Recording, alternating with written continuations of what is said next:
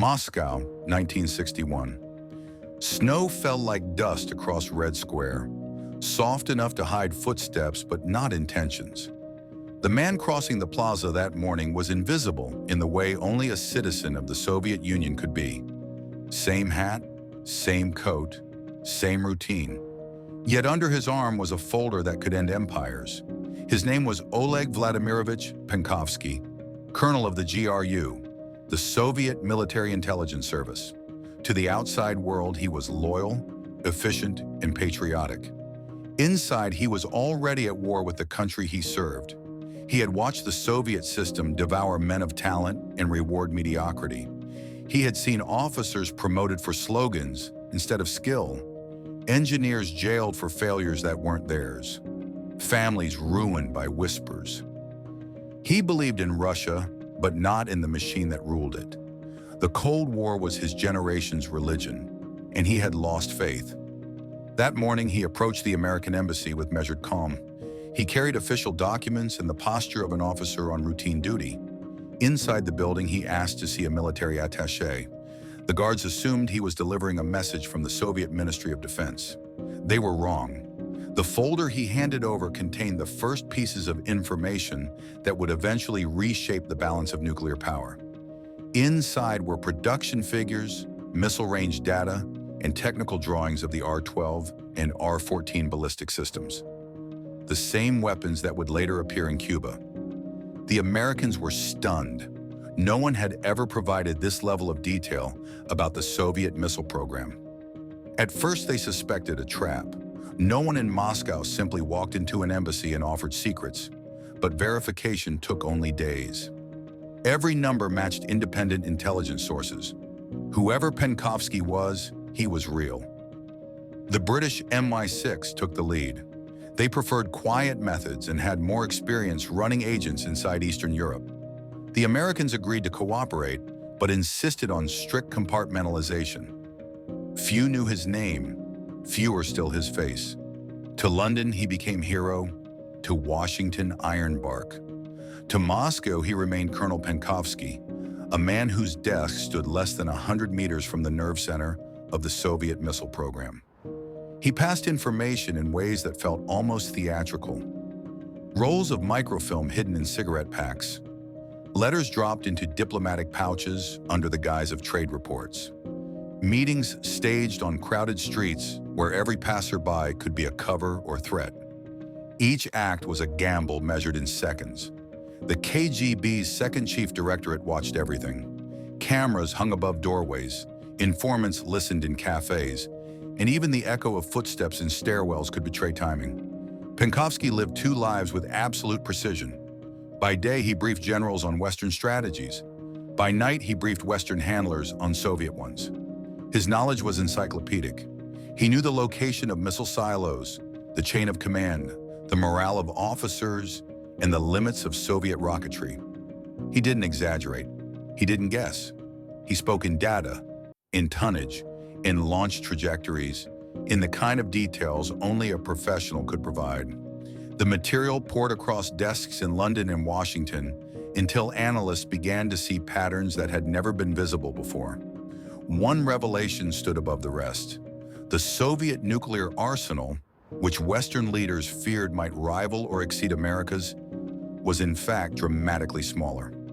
Many of the missiles paraded through Red Square were replicas, wood and metal shells built for show. The operational weapons were few, unreliable, and poorly maintained. The gap between rhetoric and reality was vast. Penkovsky's information gave the West what every strategist dreams of: clarity. That clarity reached the White House in a sealed envelope marked top secret, Ironbark reports. When President John F. Kennedy read the summary, he understood its weight immediately. For years, American policy had been shaped by the assumption of parity. Now, for the first time, there was proof of superiority. The fear of a missile gap, which had haunted politicians since Eisenhower, was a myth. The United States held the advantage. But intelligence is not merely a tool of reassurance, it is a weapon of restraint. Knowing the truth prevented panic. It allowed measured diplomacy instead of reckless escalation. In that sense, Oleg Penkovsky became one of the most important players in a war that could never be declared. He was also living on borrowed time. In Moscow, paranoia was oxygen. The KGB measured loyalty not by words but by behavior. Who you met, how you walked, what you bought, whether you smiled when someone mentioned the party. Every act was data. Penkovsky's growing Western contacts, though carefully disguised, generated whispers. Colleagues wondered why he traveled so often, why he lingered near foreign delegations, why he seemed distracted in meetings. His handlers in MI6 noticed the same tension. He began sending longer messages, more reflective, as if aware that the circle was closing. "If I am lost," he wrote in one note, "know that it was for the good of my country." By late 1961, the world was entering its most dangerous phase. The Berlin crisis had divided Europe by concrete. American and Soviet tanks faced each other at Checkpoint Charlie. Nuclear alert levels rose and stayed high. The men in charge of both blocs were young, ambitious, and convinced of history's urgency. In that atmosphere, the value of a single spy multiplied beyond reason. Penkovsky supplied exact technical drawings of launch pads, including the mobile launchers the Soviets were deploying in satellite states. His photographs of instruction manuals revealed weaknesses in guidance systems and fuel mixtures. Western analysts now knew precisely how long it would take for a missile to move from transport to launch, information that would later shape the American naval quarantine during the Cuban Missile Crisis. The risk was constant. He met his British handler, Greville Wynne, under the pretext of trade negotiations. Wynne was an industrial consultant, harmless on paper, forgettable in person. The two men exchanged packages in parked cars and hotel rooms, even in public restrooms where the noise of plumbing masked whispers. Every transaction felt like a countdown. In his personal life, Penkovsky maintained the performance of normalcy. He dined with family, attended official banquets, smiled for photographs with foreign guests. But inside, he was unraveling. The weight of deception erodes the soul by millimeters. He began sleeping less, drinking more, and watching reflections in shop windows for signs of surveillance. Yet he did not stop. In a letter smuggled to MI6, he explained why. "My country must live," he wrote, "but it must live in truth. Without it, all we have built will collapse in darkness." By 1962, the operation reached its zenith. The CYA and MI6 had extracted over 5,000 photographs and documents through Penkovsky. Analysts built entire missile profiles from his work. The White House used his intelligence during briefings on Soviet capabilities in Cuba. When reconnaissance flights later confirmed the presence of R-12 missiles on the island, it was Penkovsky's data that allowed analysts to identify them within hours. The world came closer to nuclear war than it ever had before. Yet it was his information that gave Kennedy the confidence to stand firm. He knew the limits of his enemy because one man had risked everything to reveal them. But every secret burns twice, once for the side that gains it and once for the side that loses it. Somewhere inside the Soviet security apparatus, questions were piling up. Documents missing, schedules altered, subtle inconsistencies in meeting logs. A technician reported that classified files had been removed from storage and returned slightly out of order. The KGB began to narrow its lens. One evening in late 1962, Penkovsky noticed a car following him beyond the usual surveillance zones. It kept distance but mirrored every turn. He made an abrupt detour, entered a crowded cinema, and left through a side door. The car was gone. For the first time, he hesitated before sending a message. The next morning, he delivered it anyway. He had crossed a threshold where fear and purpose become indistinguishable. The line between them dissolves, leaving only motion. That motion kept the Cold War from detonating.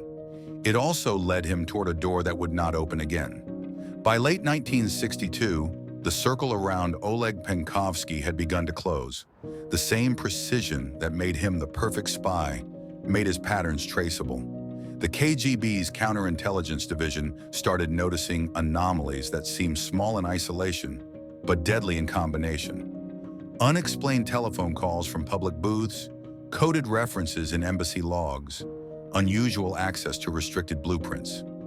Moscow was a city built on suspicion. Every whisper had gravity. One analyst, poring through internal reports, found that the same colonel who prepared Western capability briefs for the GRU also appeared in several surveillance photographs taken near foreign diplomats.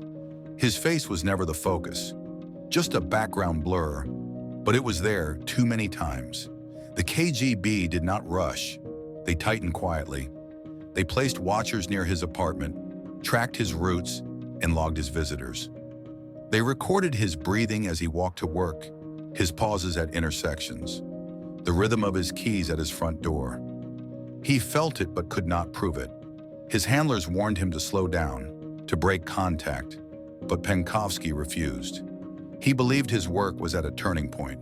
He had more to give, one last cache of material that could solidify everything. He met Greville Wynne in a park under light snow, passing a roll of microfilm inside a matchbox. Wynne left Moscow the next day, unaware that he too was already under surveillance. The KGB followed him to the airport, noting every interaction. Within a week, the trap was ready. When Penkovsky arrived home one evening, two men stood by his building's entrance, smoking and pretending to argue. He knew at once. He considered running, but didn't. He walked past them and up the stairs. When he unlocked his door, more agents were waiting inside. The arrest was silent, methodical, and practiced. He was taken not to Lubyanka, but to a safe house outside the city, the kind reserved for matters that could not reach official files. Interrogation began immediately. At first, they spoke politely, using his rank, offering cigarettes. Then came the second phase: sleep deprivation, light in the eyes, the endless rhythm of questions that never changed but always cut deeper. Penkovsky's mind fractured and reformed in cycles. He confessed, recanted, confessed again, each version tailored by fatigue. He knew they already had enough proof. The process was performance. In London, Wynne disappeared as well, abducted during a business trip to Budapest and driven east in the trunk of a car. The West was stunned but powerless. Diplomatic channels froze. Protests were ignored. The Soviet press released no statement, but whispers spread through military offices. By May 1963, Penkovsky's trial began behind closed doors. Only selected party members attended.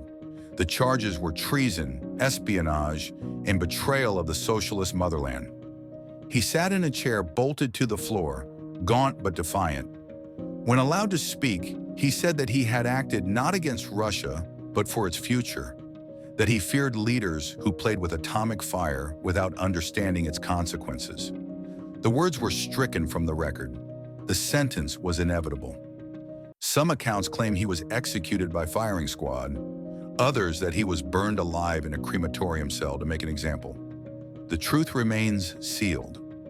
Wynne was later exchanged for Soviet spy Gordon Lonsdale at a Berlin checkpoint, a ghost trade between men who had never met. The files on Penkovsky disappeared into archives labeled only with code numbers. In the West, his information continued to shape policy long after his death. Analysts used his reports to calibrate reconnaissance, design verification protocols, and refine missile treaties. Even decades later, CIA instructors taught his case as both a triumph and a tragedy. The man who gave the West its clearest look inside the Soviet war machine and paid the price of seeing too much.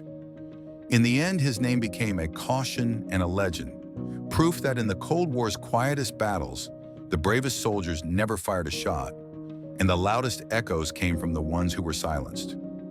After Penkovsky's execution, silence spread through Moscow's intelligence community like a virus. Officers avoided eye contact in corridors, unsure who might vanish next. Files were locked, desks emptied, and promotions delayed without explanation. The KGB framed the event as a victory, proof that no traitor could escape the vigilance of the state. But inside the walls of the GRU, there was no celebration. They had been humiliated. One of their own had fed the enemy the family jewels of Soviet power, and the revelation had nearly crippled the illusion of strength that Moscow projected to the world. In the West, Penkovsky's ghost became a guiding light. The information he had delivered was still a reshaping strategy, His technical data on the R-12 and R-14 missiles gave Washington leverage during nuclear arms talks. His reports on the morale and structure of Soviet command convinced policymakers that the enemy's aggression came from insecurity, not confidence. The lessons from his case hardened Western intelligence into a colder, more methodical instrument. Agencies realized that loyalty was not a wall, but a window. Any system could be breached from within, given the right mix of ideology, ego, and circumstance. Penkovsky had not sold secrets for money alone. He had sold them for meaning, to men who lived in gray bureaucracies that made him both dangerous and fascinating. MI6 analyzed his operational patterns for years, rewriting their own procedures based on his mistakes. CIA officers debated whether he should have been exfiltrated earlier, whether pride had outweighed prudence. The truth was that both sides had gambled, he on faith, they on opportunity, and both had lost. Yet his work endured. During the Cuban Missile Crisis, his intelligence allowed Kennedy's advisors to distinguish real threats from decoys. Historians later argued that his data may have prevented a war by clarifying what could and could not be destroyed in a first strike. The man who died as a traitor in Moscow was remembered in Washington as a savior in absentia. His story echoed quietly through the following decades. Each new defector, each double agent caught or turned, was measured against him. Some called him reckless, others called him the template. The KGB, paranoid and bruised, launched internal purges that drained entire departments. Officers who had shared a drink with Penkovsky were reassigned to Siberia or worse. The chill that followed his death lingered for a generation. Even in the 1980s, young recruits at Lubyanka were still warned with his name. They were told that treason could begin with friendship, with curiosity, with an idea that there was truth outside the party line. In Western capitals, his legacy was less moral and more mechanical. His reports became blueprints for satellite reconnaissance programs, missile monitoring networks, and nuclear verification treaties. The first handshake between Washington and Moscow over arms control was possible, partly because both sides understood exactly what the other possessed. That understanding began with his microfilm. The Cold War moved on without him, but the logic he introduced, the belief that knowledge was stronger than fear, outlasted the men who condemned him. He had proven that a single human being, armed only with conviction and access, could tilt the architecture of global power. His handlers had called him Hero in Ironbark, but history gave him a simpler title, the spy who saw too clearly. In the years that followed, documentaries would try to reconstruct his motives, biographers would argue over his conscience, and intelligence agencies would quietly honor his methods while denying his name. He remained a contradiction the world could not resolve, a man who betrayed his nation to save it, who believed that truth was worth dying for even when nobody would believe it. And as new generations of spies replaced him in shadow, his lesson endured beneath the noise of history. In the age of nuclear giants, the smallest act of courage could still decide whether the world burned or endured. Decades later, the story of Oleg Penkovsky still haunted both sides of the Cold War divide. His name lived in the quiet spaces of intelligence briefings, in case studies whispered to new recruits, in the unspoken acknowledgement that one man's truth had outmaneuvered two superpowers' lies. The Soviet Union, long collapsed, continued to bury its ghost under layers of bureaucracy and denial. Official history portrayed him as a narcissist, a Western puppet who betrayed his comrades for vanity. But behind closed doors, even former KGB officers admitted that the damage he caused had been catastrophic. They called him the crack in the armor, the moment when Moscow realized its control was not absolute. Every reform, every tightening of surveillance that followed, bore the invisible fingerprint of his betrayal. In the West, the myth took another form. To CIA and MI6 veterans, Penkovsky symbolized the high watermark of human intelligence, the point when courage and clarity mattered more than satellites or budgets. They remembered him not for how he died, but for how he thought. His belief that knowledge could restrain violence became a quiet creed within the community. Many who studied his files would later rise to senior positions, shaping treaties and doctrines that sought to limit what their own governments could destroy. For them, he was the conscience that spied from beyond the grave. By the 1990s, declassified documents revealed new details. Photographs taken from his camera still showed the grain of cheap Soviet film, smudged fingerprints on the edge of history. Transcripts of his briefings read like warnings from another era, calm, precise, and prophetic. The greatest danger, he once said, is not the bomb itself, but the men who believe they understand it. Those words, scribbled in the margin of an MI6 report, resurfaced years later in lectures about deterrence theory. They became a quiet mantra among analysts who knew how close the world had once come to ending.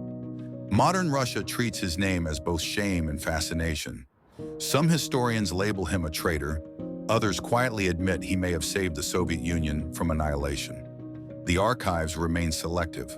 Files disappear, testimonies contradict, but the fragments tell a story that refuses to die.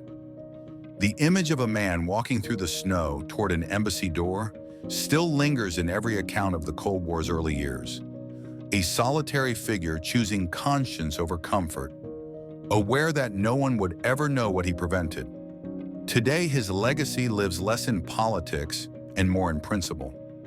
Intelligence officers across nations still study his methods, his patience, his precision, his understanding that real power hides in information, not intimidation. His name surfaces whenever new technology promises to replace human judgment. Machines can process data, but they cannot choose defiance. That choice remains human. Penkovsky made it knowing exactly how it would end. He is remembered in the West with a quiet respect that intelligence communities rarely show for their own. Not because he won, but because he refused to let ignorance decide history. His story reminds every nation that secrecy and fear can build empires, but only truth prevents extinction. Somewhere in Moscow, in a sealed archive beneath dust and silence, his confession still sits on a reel of tape. No one listens to it anymore. But if they did, they would hear not treason, not ideology, not even regret. Only a man saying that the world was too fragile for lies. The Cold War ended with parades and speeches, but the war Penkovsky fought never did. It lives in every encrypted message, every satellite orbit, every negotiation that measures survival in minutes. His name is still whispered by those who know that the line between peace and destruction is drawn not by armies, but by the people willing to tell the truth when it's most dangerous. And as the new century builds new walls of secrecy and power, the ghost of Oleg Penkovsky remains, not haunting history, but warning it. Even as the decades pushed his story into the margins of history books, Oleg Penkovsky's shadow lingered inside the world's most guarded rooms. In the glass towers of Langley and the steel labyrinths beneath Moscow, analysts still spoke of him as a benchmark, the impossible standard of human intelligence.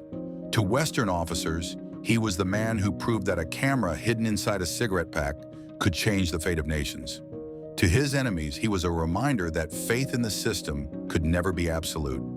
Every failed defector, every intercepted signal, every unexplained leak afterward was quietly measured against his name. They asked the same questions.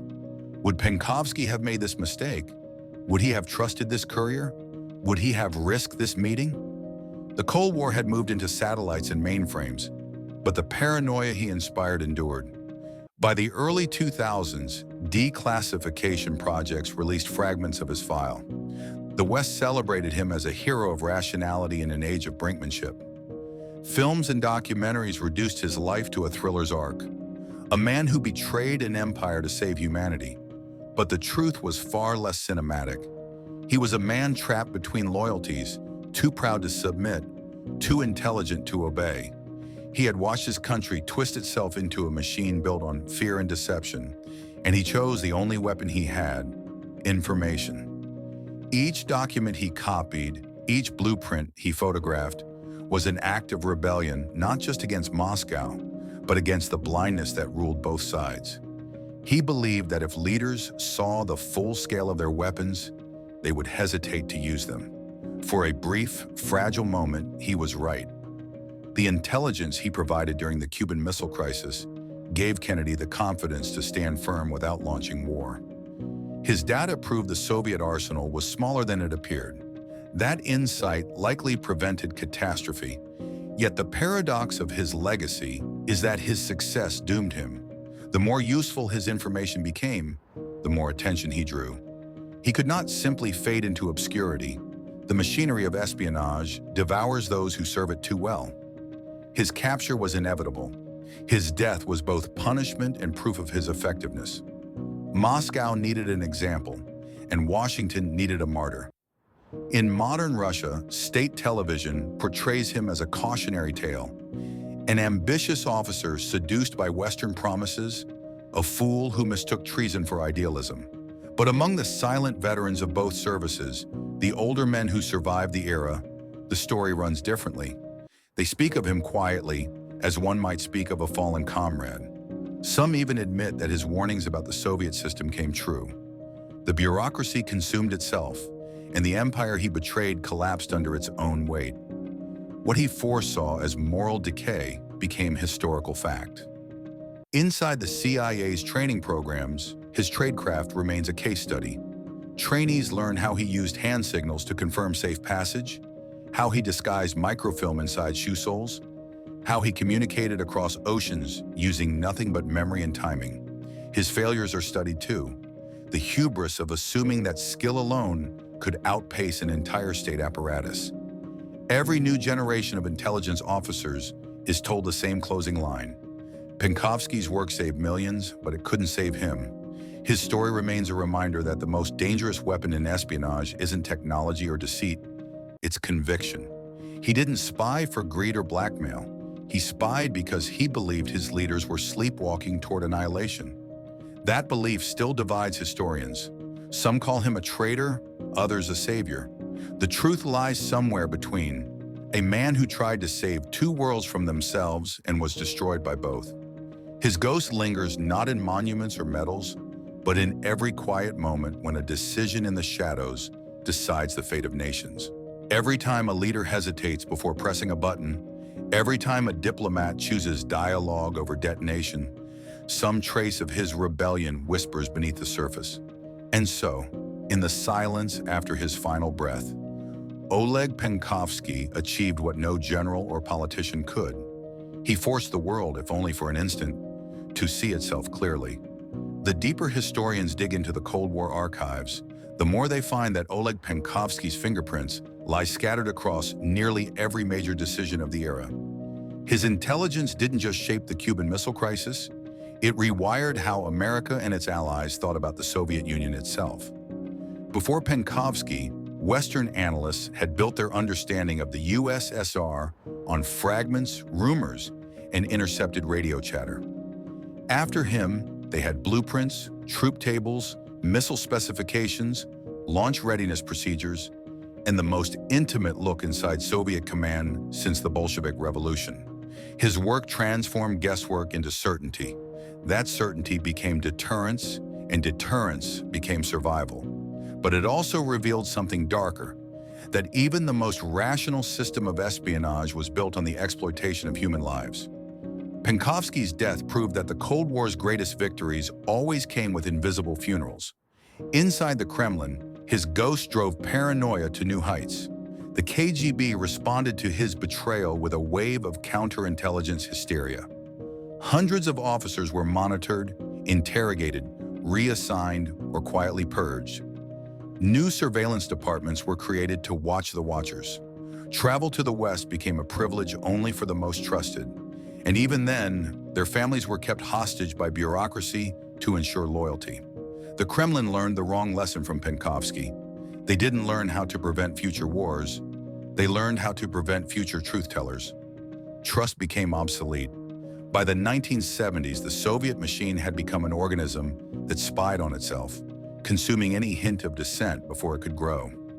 In the West, his influence was quieter, but just as deep. The CIA built a generation of case officers who saw intelligence as moral warfare, not just information gathering. They called it the Penkovsky Doctrine, the belief that one man with access could reshape the balance of power without firing a shot. That idea produced both heroes and disasters. It inspired bold operations, like the recruitment of Adolf Tolkachev, another Soviet insider who would meet the same fate. And it led to reckless gambles that cost countless lives when Moscow retaliated. Every victory carried his ghost. Every failure repeated his warning. By the 1980s, as Reagan and Andropov faced each other across the same cold distance, Penkovsky's legacy had become myth. His story was retold in whispers to justify budgets, to warn recruits, to remind politicians that intelligence wasn't just about secrets, it was about survival. The irony was that the world he had tried to save now used his name to justify the very paranoia he had died resisting. The superpowers had not learned restraint. They had learned efficiency. Satellites replaced spies, computers replaced couriers, and yet the logic remained the same. Find the weakness before the other side finds yours. But under that machinery, in the quiet reflections of the men who remembered him, his true legacy endured. They spoke of him not as a defector or hero, but as a warning. Penkovsky had seen too clearly how fragile the world's balance really was. He had risked everything to reveal that the empires built on fear were hollow, that their strength depended on illusions they no longer believed. In that sense, he wasn't just the spy who fooled the world. He was the man who exposed that both sides were fooling themselves. When the Soviet Union finally collapsed in 1991, the archives opened for a brief moment before closing again. Among the files released, one report stood out. A 1963 KGB assessment labeled Case 1103, Subject Penkovsky OV. It described him in dry, bureaucratic language. Motivated by moral instability and excessive ambition, displaying traits of Western ideological contamination. But at the bottom, a handwritten note in faded ink broke from protocol. It read, "He saw something the rest of us refused to see. No signature, no rank, no seal, just an admission scrawled by a man who had perhaps watched the execution and never slept well again." That sentence, buried in an archive no one visits anymore, says more about the Cold War than any speech or monument ever could. Because Penkovsky's greatest act wasn't leaking documents or exposing missile ranges. It was forcing the world to confront its own reflection. He showed that the Cold War was not a contest of ideologies, but of delusions. The West believed it was free, the East believed it was righteous. And he revealed that both were prisoners of fear. For that, both sides erased him. And yet, even erased, he remains the one voice from that era that still matters. The voice that whispered that knowledge without conscience is just another form of madness. ChatGPT said, by the time the Cold War neared its quiet conclusion, Oleg Penkovsky had become a ghost story that intelligence officers told one another in dimly lit rooms. His name wasn't written in training manuals anymore, but his lessons were embedded in every rule, every coded procedure, every whispered warning to new recruits. Even the generation that hadn't lived through his time could feel the shadow of what he represented. A single man who proved that the balance of power could hinge on the courage of one conscience. His legend didn't need to be spoken aloud because it lived inside the culture of fear and precision that both superpowers had inherited from him. Every time a handler asked whether a source could be trusted, every time a field operative checked a mirror twice before a meeting, they were replaying the consequences of his choices. Western analysts, sifting through the wreckage of the Soviet Union, finally saw the full scale of the secrets he had given them. They confirmed that many of his reports had been deadly accurate. The missile dimensions, the fuel compositions, the readiness cycles, details that had once been dismissed as too precise to be real. He had drawn the curtain back on a system that relied on bluff more than substance. It wasn't Soviet strength that had threatened the world, it was the illusion of it. And that illusion had been shattered by a man with a camera and a conscience. Penkovsky's intelligence allowed the West to negotiate not from fear, but from knowledge. And that difference may have saved humanity from miscalculation. But the cost was a silence that lingered far longer than his life. In Moscow, his story remained a forbidden subject. His execution was still officially justified, his name still absent from state archives. But those who had lived through it could not erase the memory. Retired officers who once condemned him now admitted quietly that he had been right, that the leadership's secrecy, paranoia, and arrogance had nearly destroyed them all. They spoke with unease, not admiration, because his truth still carried danger. In a culture built on obedience, his defiance was radioactive. It couldn't be praised without unraveling the myth of the system itself. As the decades passed, new conflicts rose and fell. New spies were caught and forgotten, but none carried the same moral gravity. Technology made espionage faster, colder, more automated. Drones replaced couriers. Algorithms replaced analysts. But even in that world, the lesson of Penkovsky remained untouched. Machines could collect information, but only a human could decide what was worth dying for. That was the line he had crossed, and the line that artificial intelligence, however advanced, could never reach. Today, if you walk through the Intelligence Museum in Washington or the GRU Memorial Hall in Moscow, you won't see his name etched in brass, but you can feel his presence in the contradictions both sides still live with. The pride and the guilt, the fear and the admiration. He stands for the uncomfortable truth that power depends on those willing to question it, and that sometimes the purest patriotism looks like betrayal. Somewhere, perhaps in a forgotten drawer in Lubyanka, the original film rolls he risked everything to deliver still exist. Faded, brittle, their edges curling with time. They may never see light again, but the world they helped preserve still spins, imperfect and fragile, precisely because one man once dared to believe that information could be a weapon against madness. Oleg Penkovsky never escaped the system he tried to expose, but his defiance outlived it. He didn't just fool the world, he taught it how to see.